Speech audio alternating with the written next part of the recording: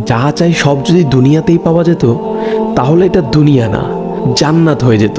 কিছু এলোমেলো ঝড়, কষ্টের দমকা হাওয়া, কিছু অপ্রাপ্তির ভিড় তোমায় কষ্ট দিবে, যন্ত্রণাগুলো পাহাড়ের মতো দেখবে, মাঝে মধ্যে বুকটা ভারী হয়ে আসবে। তবে কখনোই হতাশ হইও না, ভেঙে পড়ো না, কারণ এটাই দুনিয়া। এখানে সব চাওয়া পূরণ হবার নয়। মন যা চায় তাই যদি পেতে চাও তবে অবশ্যই তোমায় জান্নাতে যেতে হবে। সেখানে তোমায় আর কোনো কষ্টই ছুতে পারবে না।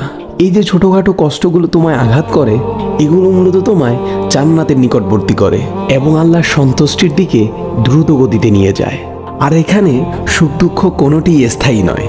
এখানকার সব কিছুই সাময়িক, আর আখেরাত হলো চিরস্থায়ী। সেখানকার সুখ দুঃখ চিরস্থায়ী। ক্ষণস্থায়ী কষ্টগুলোর ব্যাপারে অত চিন্তা করে কি লাভ? আল্লাহ সুবহানাহু ওয়া তাআলা বলেন, জান্নাতে তোমাদের জন্য তোমাদের মন যা চাই তাই আছে। তোমরা যে জিনিসের আকাঙ্ক্ষা করো তোমাদের জন্য সেখানে তাই আছে। সূরা ফুসসিলাত আয়াত নাম্বার 31। তাই স্বপ্নগুলো আখিরাতের জন্য বাঁচিয়ে রাখো।